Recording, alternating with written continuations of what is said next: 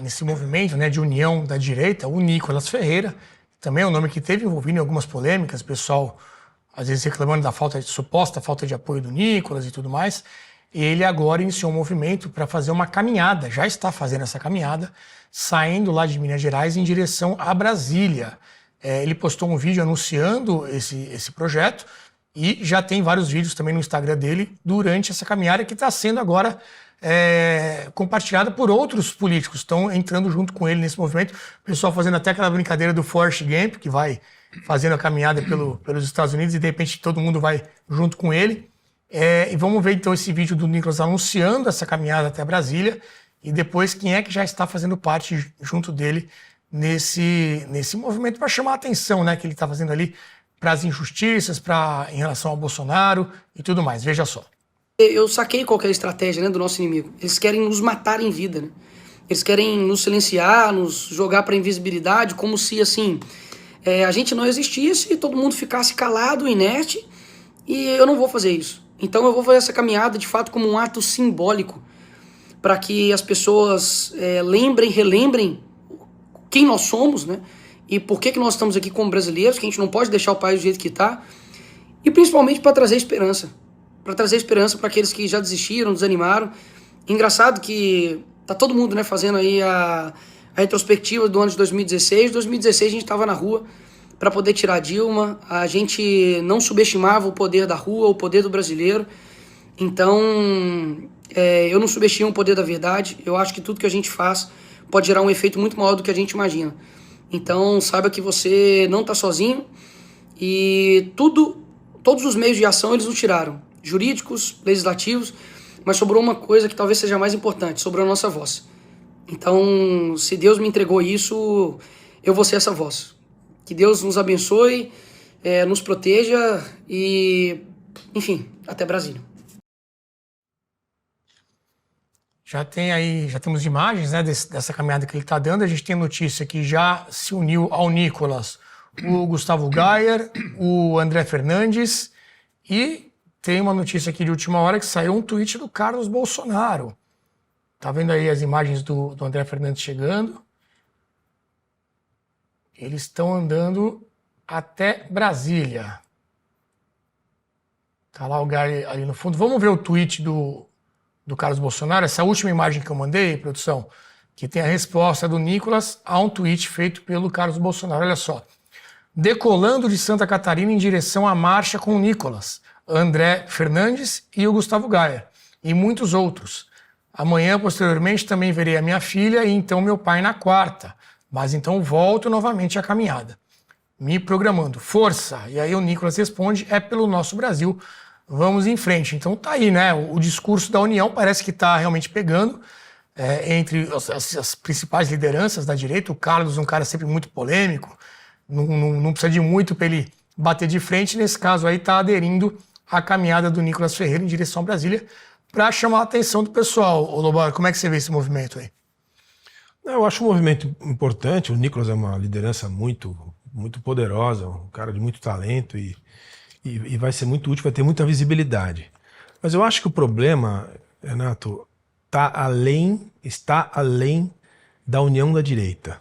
Me permita um comentário que é o seguinte. É necessário a união da direita, evidentemente, porque o panorama é de divisão, de polarização e de congelamento das duas forças. Eu diria que tem 45% de cada lado. Todos os números dizem isso. Todas as pesquisas, todas as análises dizem que tem 45% de cada lado. Então é evidente que se eu tivesse hoje que votar, hoje é o dia da eleição, eu tenho no segundo turno escolher entre Lula e Flávio Bolsonaro, eu vou votar no Flávio Bolsonaro. Evidente. Mas o que eu quero dizer é o seguinte, a união da direita não é o suficiente para ganhar a eleição. Esse é que é o ponto. E eu acho que tem que acontecer, e vai acontecer, é que todo mundo que não for para o segundo turno vai se integrar, mas se for o Flávio Bolsonaro, a chance dele perder é muito maior para o Lula. Como você não acha que ele é competitivo, como seria alguém... Eu acho que a única força, eu não sei qual pessoa é, mas a única força capaz de ganhar do Lula por poucos pontos é alguém que está hoje mais para o centro do que para a direita. E não é o Flávio Bolsonaro. Então eu estou dizendo, eu votaria, se tivesse que votar agora, eu votaria. Mas é uma questão aritmética. O que deveria acontecer nessa união da direita é a conclusão, me parece quase óbvia, a conclusão de que essas forças têm que se juntar antes para que o candidato de centro seja competitivo. Senão vai acontecer a mesma coisa que aconteceu em 2022. Vai aparecer a dona Simone Tebet e vai aparecer lá com X% dos votos, ela teve 5%, e esses 5 vão acabar pulando, os eleitores vão acabar pulando uma parte para o demônio, e o demônio vai ganhar de novo, ganhou por 1,8%, vai ganhar por 2, 3%. É isso que a eleição está demonstrando que vai ser. E não vai ser diferente disso. Tem muita dúvida que pode ser alguma coisa diferente disso. E não é questão de direita e esquerda, é quem vai ficar com os 10% do meio que está ali, swing, dependendo de quem for. E a rejeição do nome Bolsonaro. Aliás, o pai, eu acho que é muito mais poderoso em todos os sentidos, tem muito mais voto do que o filho. Você abriu o programa aqui, ou a matéria dizendo que é o contrário, que ele é mais light, etc. Eu tenho a impressão contrária.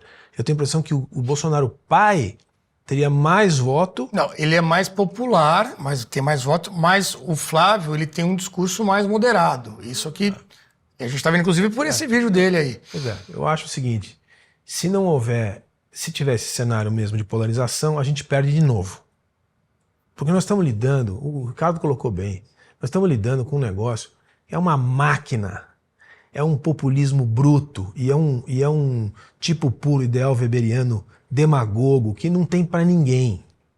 Ele já tem 45% falando bobagem o dia inteiro sentado em casa. É o piso dele.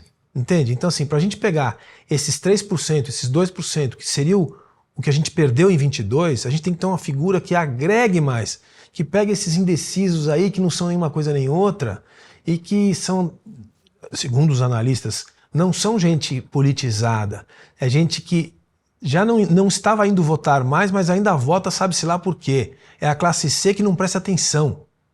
É esses 2, 3% que vão decidir a eleição de 2026. Então eu vejo com muita dificuldade esse quadro. Acho que esse vai ser o grande debate dentro da direita, né, daqui até a eleição. Já vinha desde antes. O mercado como um todo apostava muito no Tarcísio, né, tem o famoso o trade Tarcísio, que a Faria Lima já estava contando com isso até como algo certo, e muitas outras pessoas também. E aí veio aquela surpresa do anúncio do Flávio como candidato. Por outro lado, trazendo o argumento de quem apoia o Flávio, o que diz? Olha, se a gente também abrir mão para uma candidatura mais de centro, aí eu estou dizendo que eu não quero mais ter a direita na eleição, vou voltar lá para o Teatro das Tesouras, vai ser aquela coisa mais parecida até com o PT. A gente já discutiu isso aqui algumas vezes, inclusive com o Luiz Felipe, mas meu ponto é o seguinte, eu acho que para você resolver o problema brasileiro, que é profundo, politicamente profundo, ele é por fases. A gente não vai conseguir resolver tudo ao mesmo tempo. Tem gente que acha que vai, eu acho que não vai, porque a gente nunca conseguiu. Ainda mais com uma força desse tamanho, uma força poderosa que é o PT e o Lula em particular. Mais o Lula do que o PT. A gente só vai conseguir em fases. A primeira fase é se livrar do PT, que vai ser difícil demais. Porque se livrando deles, eles já estão incrustados nas instituições políticas, nos ministérios, nas agências, etc. Mas isso é uma outra conversa. Se livrar do comando do PT. Aí vem a segunda fase, que é se livrar desse centro da velha política, do fisiologismo, dos partidos de centro que não significam nada, que trocam por favor as suas políticas, que vivem de emenda. Tudo isso é a fase 2. A fase 3 seria a chegada da verdadeira ideologia de direita, se liberal conservadora, com políticas públicas liberais conservadoras. É a maneira como eu vejo para olhar o Brasil para frente. Você falando isso, eu me lembrei de uma análise até do Olavo de Carvalho, quando o Bolsonaro foi eleito, falou, gente, muito bem, Jair Bolsonaro está eleito, mas a presidência é a cereja do bolo, né? O cargo não significa o poder. Isso até o José de Seus disse algo parecido, né? Vamos ganhar o poder, o que é diferente de ganhar as eleições.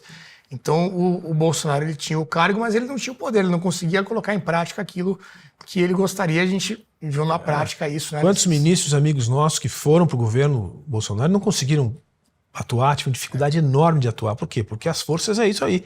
As forças políticas estão dentro da máquina de Estado.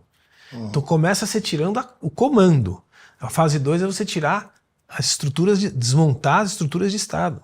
Queria saber o que o João Turco acha disso, depois vou ouvir o Gomes também. Essa vai ser a discussão, como eu venho dizendo aqui, até abril, né? Porque é abril que tem ali a data limite do Tarcísio ser candidato a governador ou não, ou qualquer outra solução que eles achem. Então a gente tem alguns meses aí ainda de discussão dentro da direita sobre a melhor estratégia, aquilo que a gente gostaria, aquilo que é o mais viável. Acho que esse é o embate, né, Jean Turcot? O que você tem a dizer sobre isso? Olha, a caminhada em si, não sei se vai trazer frutos e quais frutos vai trazer, mas eu enxergo como um dos últimos atos de um desespero dele, generalizado, de pessoas e um grupo, toda a direita, que sinceramente tentou tudo já e mais, e não tem mais nada para fazer. Então, eu entendo que não é um ato concreto, não é uma denúncia a uma corte, a um tribunal, etc. Mas todas as vias já foram tentadas e este é um ato simbólico, mas a política é feita também de símbolos, os símbolos são importantes. eh, e, além disso, para mim, demonstra realmente a liderança incrível de Nicolas, um cara tão jovem, inclusive, que tem muito a ensinar a políticos muito mais velhos que eles, que sozinho decidiu, ó, eu vou começar a caminhar.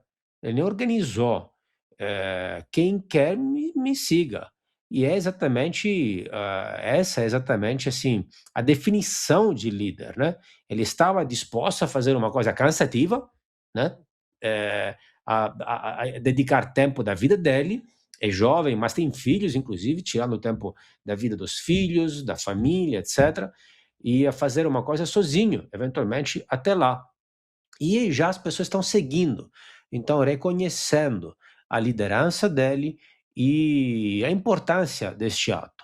Seria realmente muito importante que as pessoas se juntassem e que demonstrasse isso, que a direita não está morta, que a direita existe, que protesta, mesmo se com medo, que ainda tem alguma, assim, que ainda está viva.